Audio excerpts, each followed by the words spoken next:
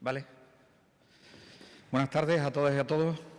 Gracias por acudir a esta convocatoria de la Consejería de Educación y también de la Vicepresidencia Segunda y Consejería de Sanidad y Servicios Sociales. Me acompaña la consejera de Cultura, que, como saben, debido a la baja maternal de la consejera de Educación y Empleo de la Junta de Extremadura, asume las competencias en materia de educación. Y también me acompaña el secretario general de Educación de la Consejería de Educación y Empleo de la Junta de Extremadura. El objetivo de esta convocatoria es darles cuenta a la sociedad en general del acuerdo que yo calificaría como histórico que se ha producido en la mañana de hoy en una reunión conjunta de la Conferencia Sectorial de Educación, y del Consejo Interterritorial del Sistema Nacional de Salud.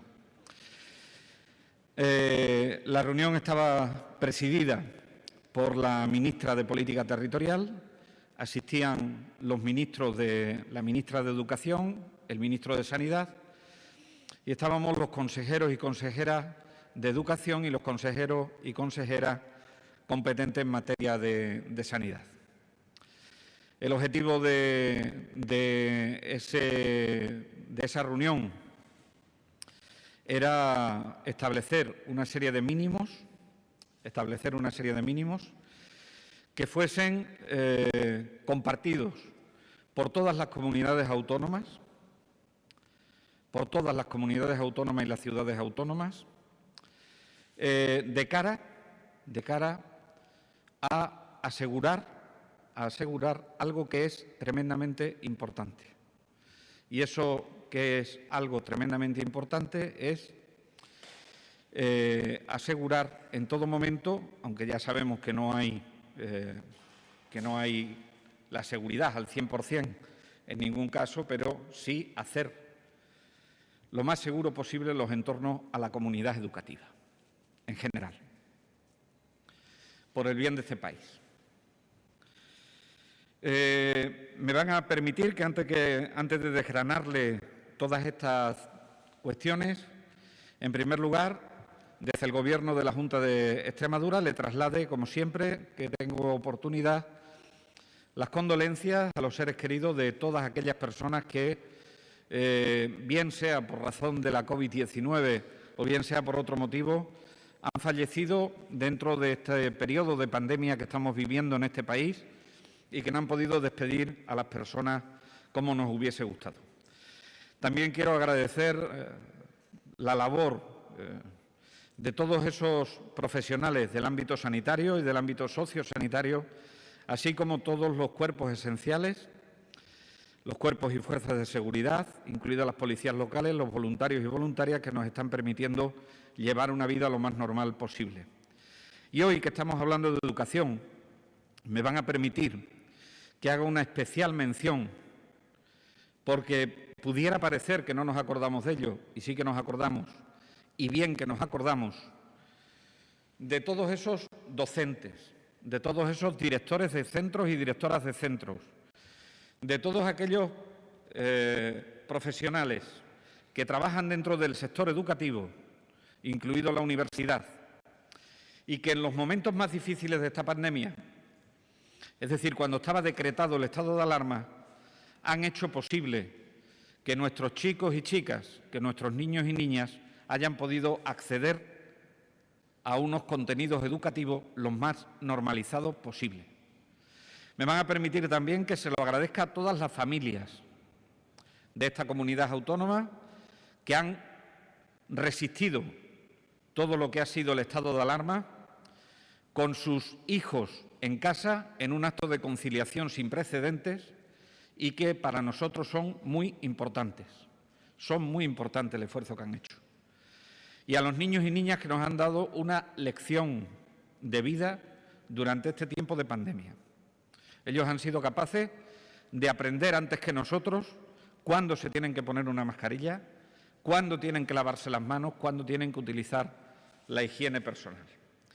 Y le voy a dedicar unas palabras a todas las organizaciones sindicales que están sentadas en la mesa sectorial, de educación, porque nos están permitiendo construir el futuro educativo de esta tierra junto con ellos. Paso en este momento a desgranarle en qué ha consistido ese acuerdo del que hoy nos sentimos orgullosos. Quiero decirles que lo hemos acordado por unanimidad. No ha habido voto en contra de ninguna de las comunidades autónomas. Por lo tanto, este es el primer éxito. El éxito de la cohesión, el éxito de la cogobernanza, el éxito del trabajo en equipo por parte de todas las comunidades autónomas y por parte del Gobierno de España para que nuestros colegios, para que nuestros institutos, para que nuestra universidad sea más segura para nuestros niños y para nuestras niñas. Ese documento consiste en 29 medidas y 5 recomendaciones que vienen a incidir en algunos aspectos esenciales. En primer lugar,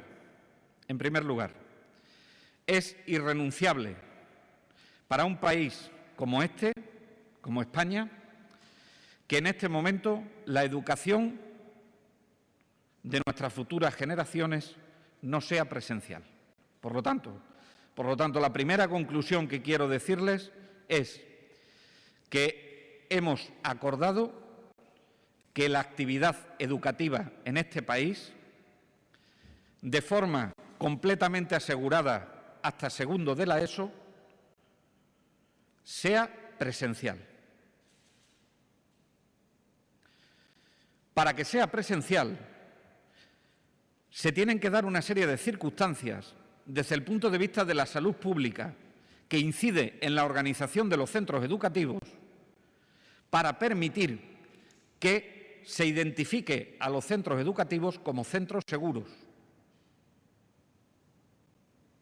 y que eso invite a que no exista abandono escolar. Me estoy refiriendo fundamentalmente al uso obligatorio de la mascarilla a partir de los 6 años de edad. Me estoy refiriendo a, de forma general, utilizar las distancias de seguridad del 1,5 metros. Me estoy refiriendo a establecer grupos de convivencia estable o lo que se conoce como grupos burbuja. Me estoy refiriendo a la ventilación de los centros educativos, a la ventilación del transporte escolar, que tan importante es en una tierra como esta, donde tenemos la dispersión geográfica que tenemos. Me estoy refiriendo al lavado de manos, al menos en 5 ocasiones dentro del centro educativo.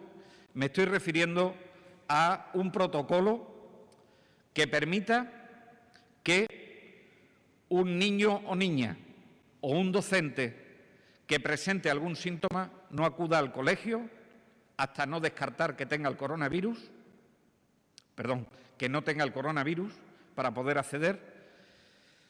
Me estoy refiriendo a una serie de circunstancias, me estoy refiriendo a una serie de condiciones desde el punto de vista de la salud pública que nos permita identificar a los colegios como espacios seguros.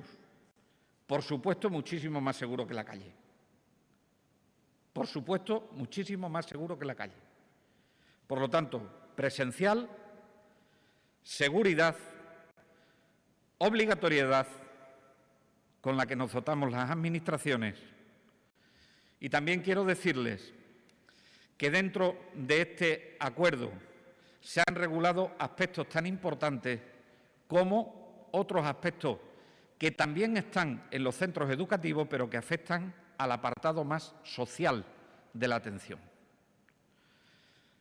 Clases de refuerzo para personas vulnerables o comedores escolares que no deben interrumpirse, aunque se interrumpa la actividad educativa por cualquier razón epidemiológica, para que en todo momento los chicos y chicas puedan acceder a una nutrición de calidad y puedan acceder a una alimentación saludable. Por último, está recomendado todo lo que tiene que ver con la educación para la salud. Está recomendado todo lo que tiene que ver con la formación de los equipos directivos y del profesorado, y está contemplado todo también lo que tiene que ver con el transporte escolar. Por lo tanto, les decía, lo califico como un acuerdo histórico del cual, desde Extremadura al menos, nos sentimos profundamente satisfechos. Este es el primer objetivo que tenía en esta comparecencia de prensa. El segundo objetivo que tenía en esta comparecencia de prensa es decirles que, en función de lo que se ha aprobado esta mañana, la Junta de Extremadura ha trabajado en la dirección correcta. La Junta de Extremadura ha trabajado en la dirección correcta. Todos los trabajos que hemos venido realizando de forma callada, pero de forma intensa, entre fundamentalmente la Consejería de Educación y la Consejería de Sanidad, es un trabajo que cumple con los requisitos comunes que hoy han sido aprobados por el Consejo Interterritorial del Sistema Nacional de Salud y por la Conferencia Sectorial de Educación. Por lo tanto, estoy en condiciones de informarles que abordaremos el curso escolar en Extremadura de forma presencial, que lo iniciaremos a partir del día 10 de septiembre,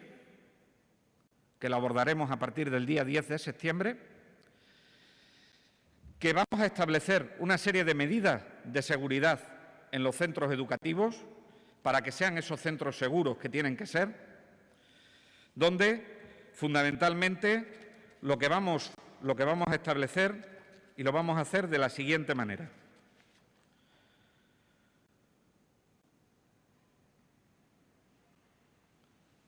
Desde Salud Pública se estudiará de forma permanente, como estudiamos día a día, la incidencia acumulada que tiene nuestra comunidad autónoma y las diferentes poblaciones.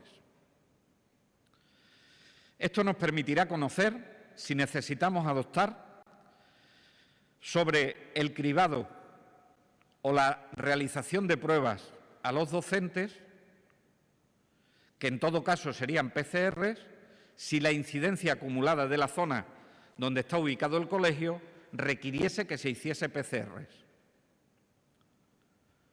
Como regla general no hace falta hacerlas, pero si fuese necesario hacerlas, nosotros monitorizaremos constantemente la incidencia acumulada en la comunidad autónoma para ofrecerle a los docentes esa posibilidad de realizarle PCR si se necesitase. De tal suerte que que el personal docente estuviese monitorizado en todo momento de su situación de negatividad con respecto al coronavirus. En segundo lugar, vamos a adoptar una serie de medidas que tienen que ver con el transporte escolar. El niño en el transporte escolar o la niña tendrá un asiento fijo. Se hará una desinfección diaria del medio de transporte donde vaya el niño, que generalmente, como saben, es el autobús. El autobús se segmentará en diferentes zonas y estos segmentos de zonas serán por localidades. Si hay un autobús que va recogiendo niños de diferentes localidades, de forma permanente durante todo el curso escolar, cada segmento del autobús corresponderá a una determinada localidad. Se pondrán geles o soluciones hidroalcohólicas a la entrada y a la salida del autobús. El autobús debe tener las garantías de ventilación, no vale exclusivamente con el acondicionamiento del autobús, sino que tiene que tener una cierta ventilación, y así lo exigiremos. Y en el transporte la mascarilla será obligatoria para los mayores de 6 años.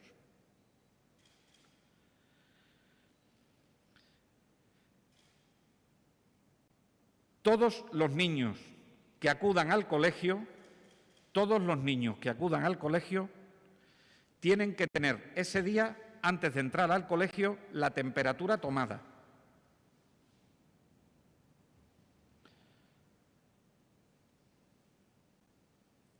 Y además contaremos con una declaración responsable de la familia que ningún niño acude con presencia de síntomas que nos pudieran orientar a coronavirus. A la entrada del colegio dispondremos de alfombras desinfectantes para los zapatos. Habrá establecidos circuitos de entrada y salida en cada centro educativo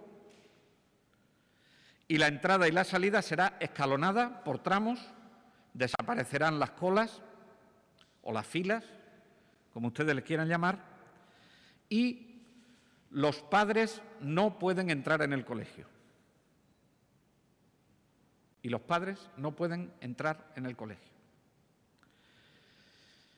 Por dentro, la organización de la educación será de la siguiente forma. Hasta cuarto de primaria serán grupos estables de convivencia. ¿Quiere decir esto que permanecerán en el aula siempre con el mismo docente, siempre los mismos niños, y no se mezclarán ni en el recreo ni se mezclarán en el comedor, o tendrán separaciones en el comedor para que unos grupos no se mezclen con otros? Porque a estas edades la mascarilla en muchos casos todavía no es obligatoria y a esas edades es difícil concienciarles del distanciamiento de seguridad. Desde quinto de primaria hasta cuarto de la ESO, la mascarilla será obligatoria y se guardará la distancia de seguridad. Y en bachillerato y FP mantendremos distancia de seguridad de al menos 1 metro con mascarilla obligatoria. En este segmento educativo, en este tramo educativo, ofreceremos la formación semipresencial por si de forma voluntaria en algún momento es necesario recurrir a ella. Se reforzará durante todo el tiempo, como hemos hecho de aquí para atrás, se reforzará todo lo que es la educación no presencial por si en algún momento hubiese que echar manos de ella. ¿Qué equipos de protección se llevan en el aula por parte de los docentes?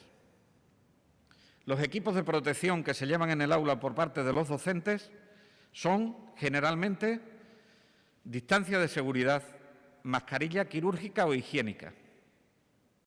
Mascarilla quirúrgica o higiénica. Solo en el caso de grupos vulnerables, porque el profesor tenga alguna patología que así lo indique por razón de salud laboral, se les recomendará la FFP2, así como cuando en el centro educativo, mientras se esté dando clase, algún niño presente síntomas, para custodiarlo hasta que vengan a por él y se active el protocolo COVID, también será obligatorio que el docente en ese momento de aislamiento tenga una FFP2. Si no, servirá con la mascarilla quirúrgica o higiénica. En los grupos estables infantiles, en edades tempranas, se tiene más riesgo en todo lo que tiene que ver con el intercambio de fluidos, simplemente pues porque se babea más, porque hay algunas circunstancias que pueden ser especiales. Los centros educativos estarán adaptados también y contarán con pantallas faciales para los profesores de estos ciclos de menor edad. Y se recomendará en todo momento que en la educación especial se utilicen batas y cuando se necesiten batas impermeables. Los grupos de trabajo contarán con determinadas mamparas que permita el distanciamiento. Me estoy refiriendo a determinadas prácticas de laboratorio que requieran algún tipo de protección de estas características. Se mantienen las actividades de las aulas matinales,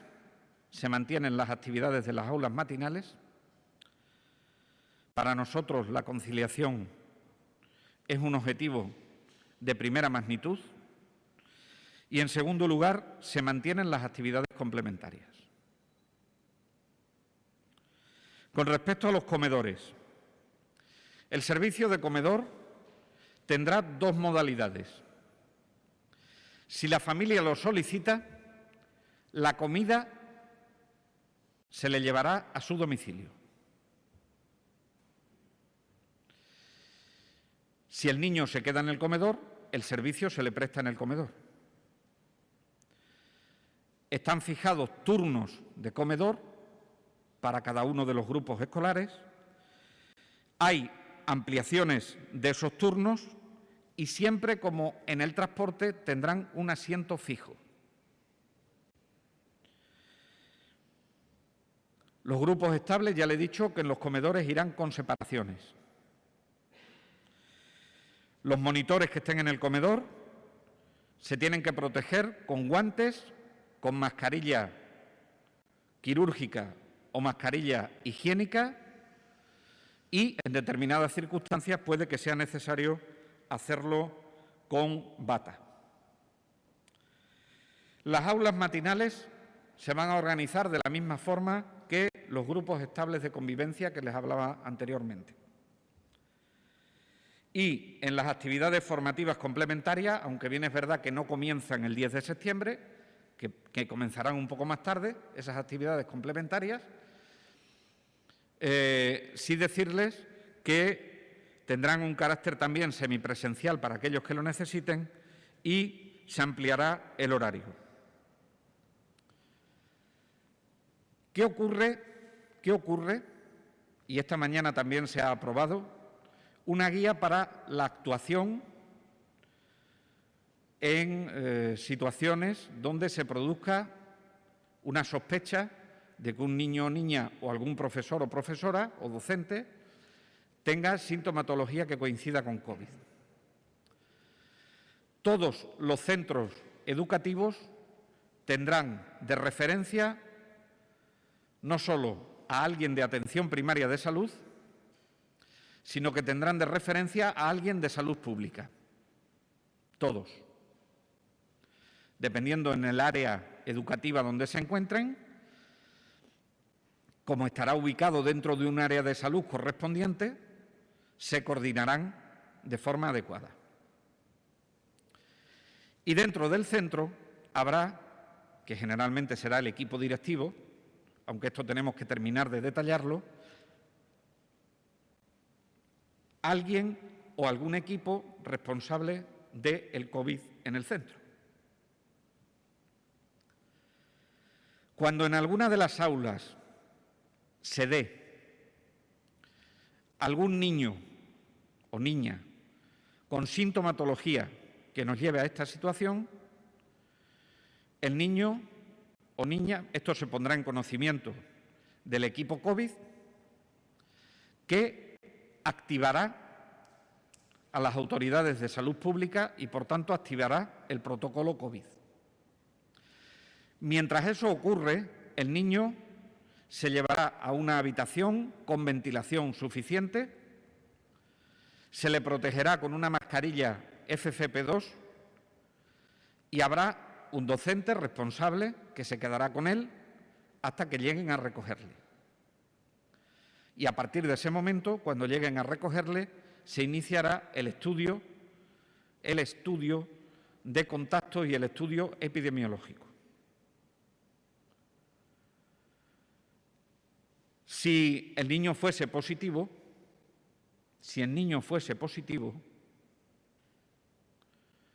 y pertenece a un grupo estable de convivencia, se hará cuarentena durante 14 días de todo el grupo estable de convivencia. Si el niño pertenece a alguno de los ciclos superiores, donde hay mascarilla y distancia de seguridad, se hará un estudio de contactos estrechos y solo se cuarentenan a los contactos estrechos. En ninguna de estas circunstancias se para la actividad educativa del centro. Termino diciéndoles,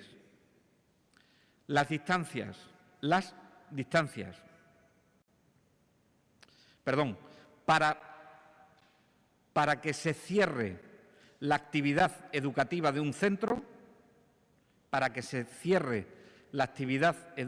un centro, tiene que haber una transmisión descontrolada dentro de un centro educativo. Si no hay una transmisión descontrolada, el centro educativo no se cierra. Y siempre que se cierre, será excepcional y se pondrá por parte de la autoridad sanitaria en conocimiento del Ministerio de Sanidad. Esta mañana lo que hemos acordado entre todas las comunidades autónomas es que el cierre de los centros educativos será excepcional, para garantizar en todo momento la presencialidad. ¿En qué situación nos encontramos en este momento? Y finalizo con esto. La próxima semana, la Consejería de Educación cerrará en la mesa sectorial de Educación con las organizaciones sindicales, a las que les reitero el agradecimiento, todos los aspectos concretos para poder utilizar de forma adecuada, en beneficio de los niños y niñas, la parte alícuota que le ha correspondido a la Comunidad Autónoma de Extremadura de esos 2.000 millones de euros que venían para educación y que el Gobierno de la Junta de Extremadura tiene como objetivo dedicarlo a una educación presencial, a una educación con unos ratios muy adecuados, como le mostraremos, y a una educación segura. Por mi parte, nada más, y quedamos abiertos a las preguntas que tengan en la sala.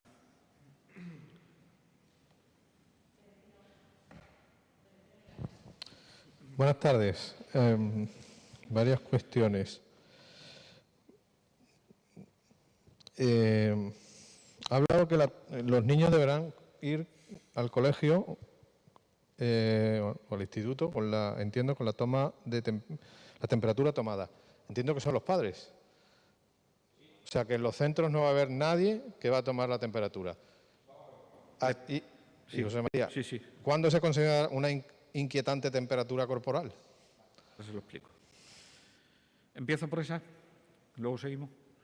La toma de temperatura. Esto ha sido objeto también de debate en el seno de la conferencia de esta mañana.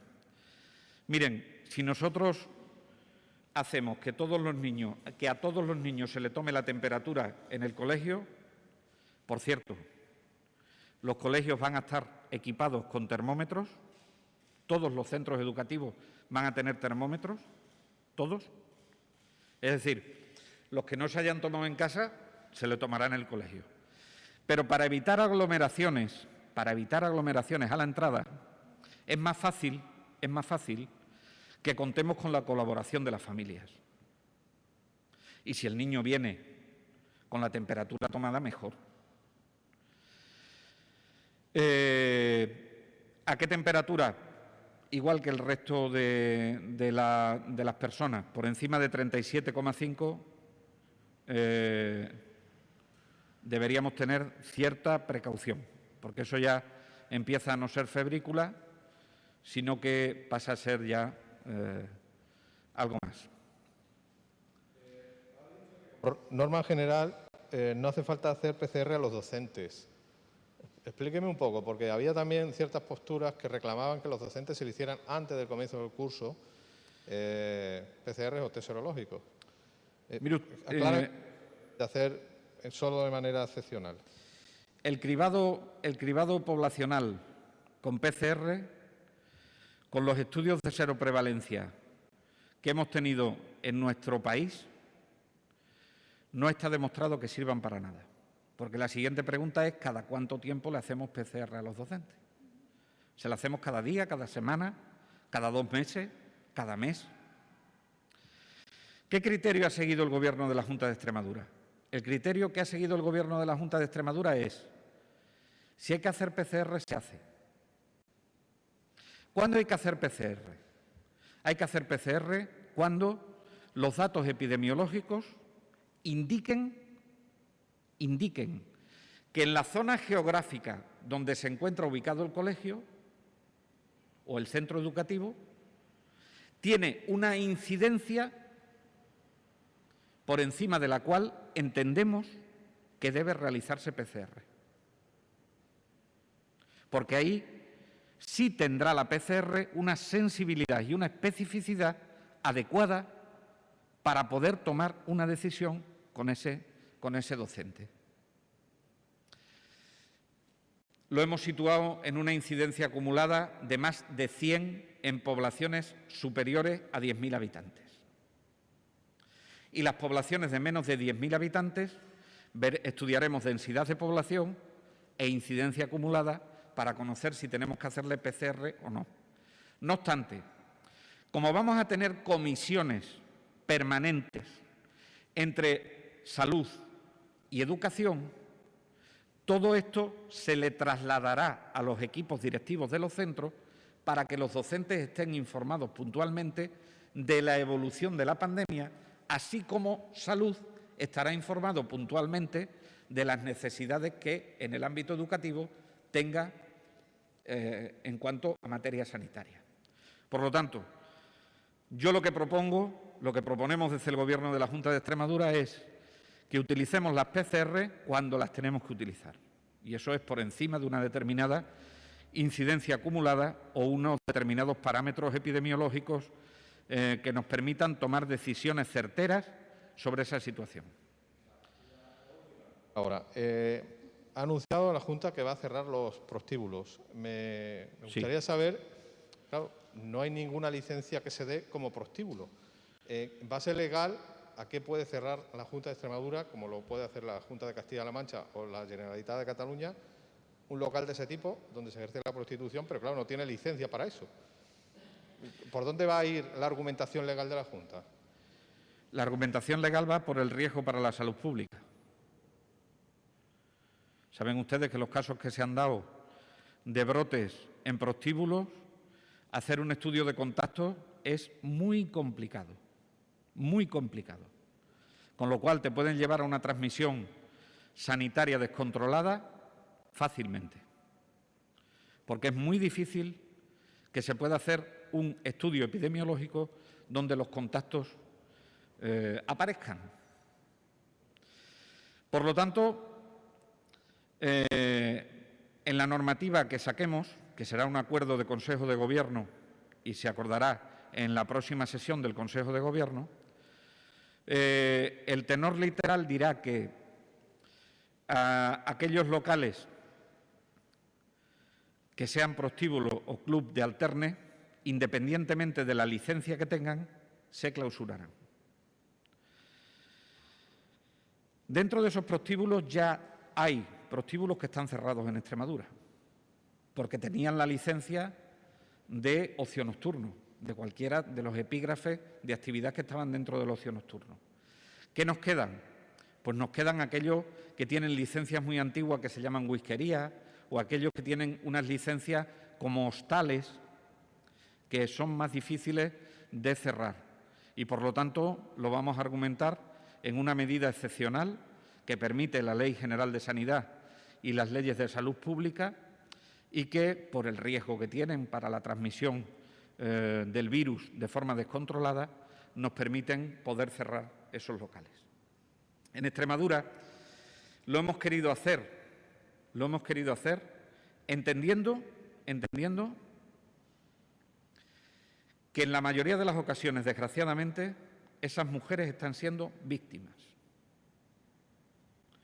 Y, por tanto, hemos empezado conversaciones con cuatro asociaciones que trabajan en el ámbito de la trata y que trabajan en el ámbito de la prostitución para la inclusión social de esas mujeres, digo mujeres porque generalmente suelen ser mujeres, de esas mujeres en la sociedad. Hasta que eso no empezásemos a hablarlo, que hemos empezado a hablarlo ya, con cuatro asociaciones, Asociación Malvaluna, Mujeres en Zonas en Conflicto, APRAN, es decir, con una serie de organizaciones con las que ya estamos hablando, no queríamos dejar en el desamparo a las mujeres que entendemos que no son las que tienen que pagar el pato de esto, sino que entendemos que debemos protegerlas y debemos hacer una reinserción y una inclusión social de forma adecuada.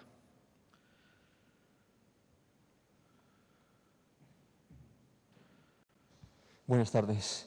Yo quería incidir un poco en la pregunta de mi compañero en cuanto a esa toma de temperatura por parte de los padres. Eso ¿cómo se va a regular? Es decir, ¿el niño va con un papel diariamente en el que el padre firma que tenía 36 grados, 37? ¿De qué forma se puede justificar? No, hay una declaración responsable de que los padres se comprometen a no llevar al niño que tenga síntomas de coronavirus. Una declaración responsable. curso escolar y Entiendo que sí, debo entender, una ¿no? declaración responsable. Vale.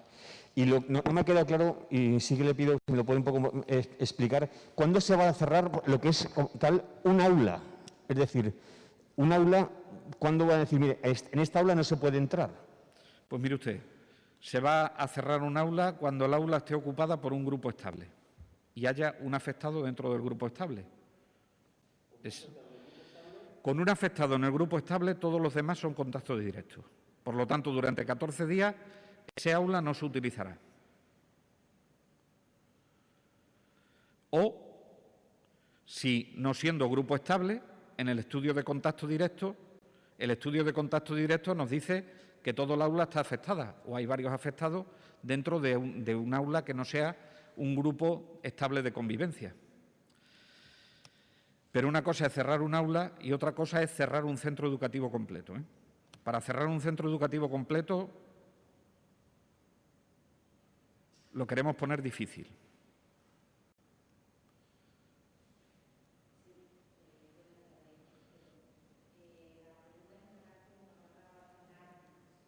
Arrímate un poco el micro, que es que entre la mascarilla y los micros...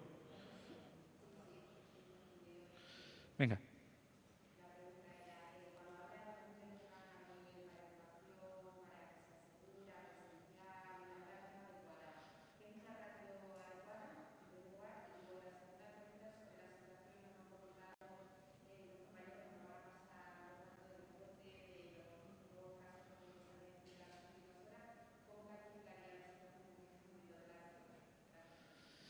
Con respecto a la primera pregunta, me va a permitir que no le conteste. ¿Por qué? Por respeto a la negociación colectiva. Nosotros creemos mucho en la negociación colectiva. Sí le digo que los grupos serán menores de 20. Sí le digo que los grupos serán menores de 20, pero me va a permitir que no le responda a esa pregunta porque creo que la negociación colectiva se merece un respeto y creo que debe ser la Consejería de Educación en la mesa sectorial de educación con las organizaciones sindicales la que ofrezcan la posibilidad de que las ratios sean lo más adecuadas posible. Por lo tanto, permítame que esa pregunta no es lo frecuente en mí, ya me conoce, se la quede sin responder. En segundo lugar, ¿cómo califico la situación de la pandemia en la Comunidad Autónoma de Extremadura? Estamos en el puesto 16 de las comunidades autónomas en cuanto a incidencia acumulada. Es decir, tenemos una incidencia acumulada muy por debajo de la media de la incidencia acumulada en los últimos 14 días del país. Cierto que la incidencia acumulada está siendo creciente en toda España, pero no es menos cierto que en este momento la mayoría de los casos diagnosticados son casos asintomáticos que no nos están provocando presión asistencial ni en hospitales ni en UCI. Afortunadamente, los fallecimientos no son los que eran hace solo unos meses y, de momento, estamos viendo, yo creo, y así me lo dicen los epidemiólogos, estamos viendo las consecuencias de la movilidad que se ha producido durante las últimas semanas. Esto quiere decir que lo lógico es que después del periodo vacacional la movilidad se reducirá y podremos empezar a ver, junto con el control que están haciendo los profesionales de la atención primaria de salud y de la salud pública, seremos capaces de ver una tendencia a la disminución, ojalá, en la incidencia acumulada. Si nos vamos a los informes diarios que establece el Ministerio de Sanidad y se va usted a la gráfica de Extremadura, habrá visto que en los últimos días la gráfica que corresponde al número de casos por inicio de los síntomas está empezando a descender, aunque eso no lo estemos viendo todavía sobre la incidencia acumulada del día 14. Ya les anuncio que en el día de hoy, que saldrá la nota, si no ha salido ya, notificaremos 88 casos positivos en el día de hoy, en estas últimas 24 horas, 88 casos positivos, y declararemos dos brotes. Dos brotes. Uno de ellos con la recomendación de aislamiento social, porque se está produciendo una incidencia acumulada muy alta en el caso, en uno de los brotes, y el otro brote no es necesario que adoptemos ese criterio. En concreto, el que más nos preocupa en este momento y el que vamos a declarar y el que vamos a solicitar la autorización judicial para el aislamiento social es el de Valencia de las Torres, que en los últimos 7 días tiene una incidencia acumulada de 2.000 casos por 100.000 habitantes.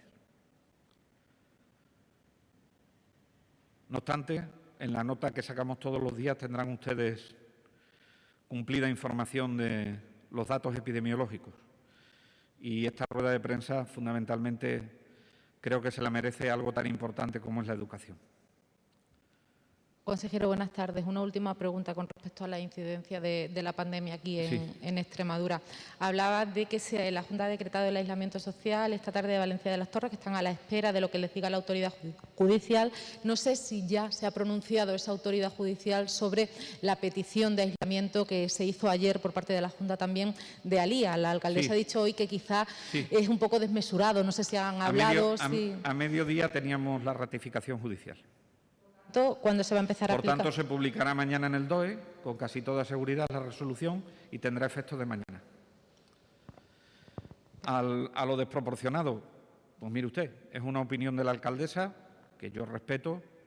Yo ayer pude hablar con ella en varias ocasiones. No soy yo quien pone las cifras de incidencia acumuladas por encima de las cuales solicitamos el aislamiento social de un pueblo. Y así se lo intenté hacer ver. Yo entiendo que no es grato para nadie el aislamiento social, pero que entiendan también que la Dirección General de Salud Pública, la Consejería de Sanidad, no se levanta por las mañanas a ver qué pueblo confina o a ver qué pueblo aísla socialmente. Se hace basado en unos informes epidemiológicos. No obstante, si la alcaldesa y el pueblo no quiere seguir confinado, pues yo ayer le ofrecí a la alcaldesa la posibilidad de que emitiese un escrito fundamentado sobre esa situación y yo le daba traslado al juez y que el juez decidiese lo que se tuviese que hacer. Pero vamos, la recomendación es una recomendación de salud pública y en todos los pueblos que han tenido esa incidencia acumulada hemos procedido de la misma manera. No entendemos por qué en Alía no se tiene que proceder de esa forma. Yo pido tranquilidad a la población, le pido comprensión a las decisiones que estamos teniendo que tomar y le pido que cuando hacemos esto lo estamos haciendo en el bien y en la protección de la salud colectiva. Dos cositas, una para el consejero y otra para Francisco Javier Anaya. Ha dicho, a la hora de valorar si se va a hacer PCR a los docentes, que se valorará la situación epidemiológica, vale palabra. Claro, usted y yo sabemos que la mayoría de los docentes, sobre todo en las zonas rurales, no son de las zonas rurales. En mi pueblo hay docentes que pueden ser de Jerez, de Zafra, de Badajoz, de Mérida. ¿Qué se valora a la hora del PCR? ¿El lugar de residencia del docente o el lugar de donde está el colegio o el instituto? Las dos cosas. Las dos cosas. Lo que pretendemos nosotros hacer es un estudio de PCR prácticamente a la carta, porque eso es lo que vale. Si el profesor vive en una zona donde hay una transmisión comunitaria, aunque no sea descontrolada, sino que sea controlada, y es alta, probablemente merezca la pena hacerla. O si el centro educativo se encuentra en una zona que tiene una transmisión, también sea necesario hacerla. La pregunta para para el secretario de Educación. Yo tengo 2 hijas, las 2 están en grupos de 25. En su opinión, ¿cuál va a ser la política de la Junta de Extremadura? ¿Quedar ese grupo en 20? ¿No hay una decisión tomada sobre 20, puede ser 25, puede ser 22? Para que un poco los padres nos podamos aclarar. Sí, disculpe, buenas tardes a todos. ¿En qué niveles está, por favor? ¿De qué cursos?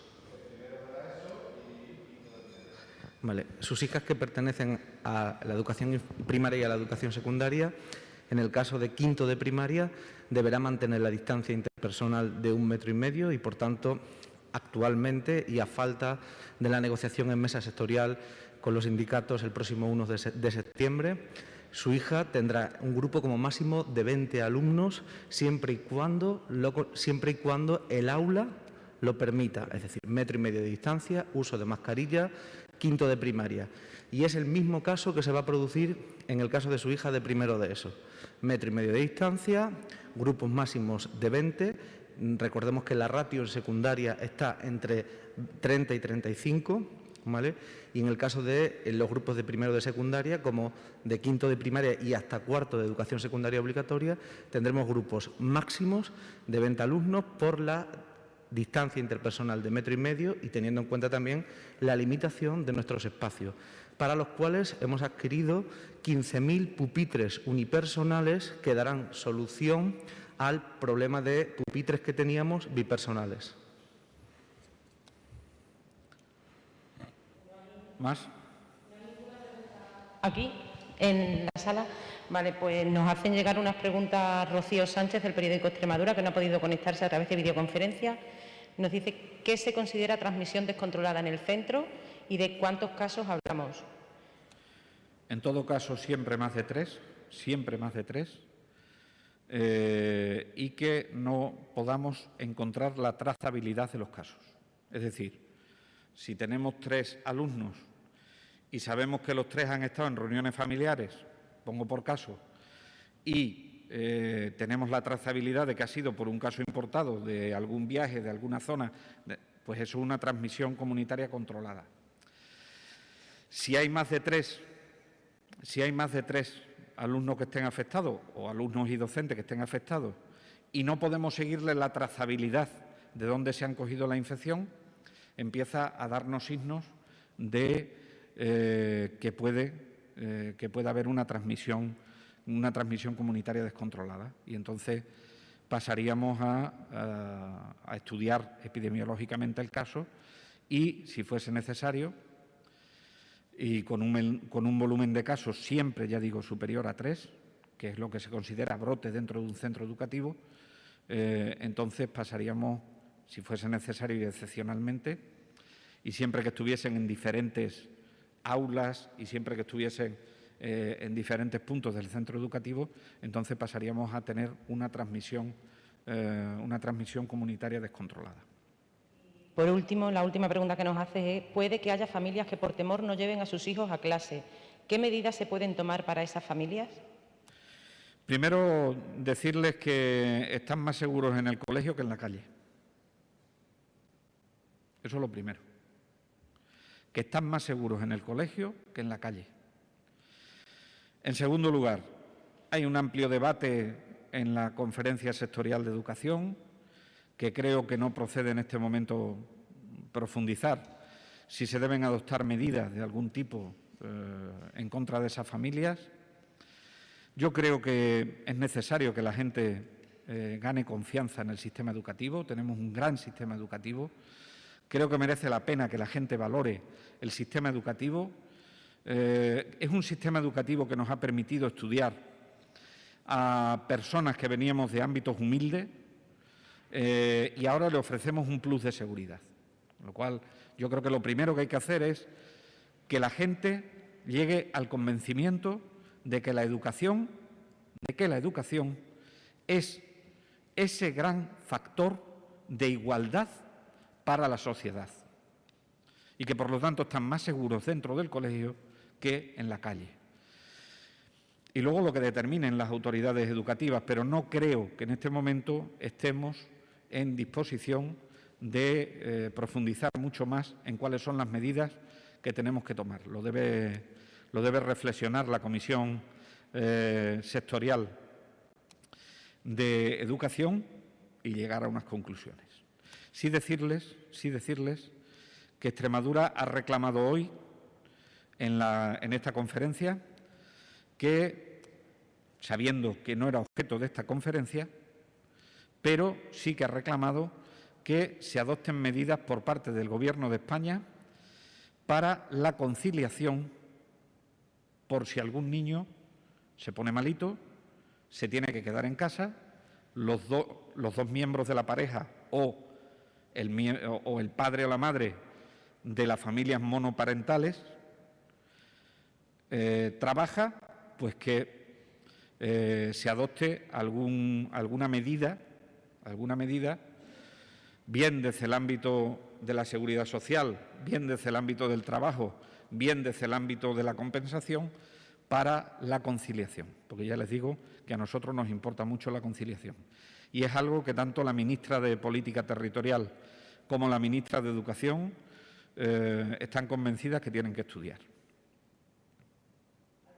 ¿Nada más? Pues muchísimas gracias a todos. Muchas gracias a todos y a todos.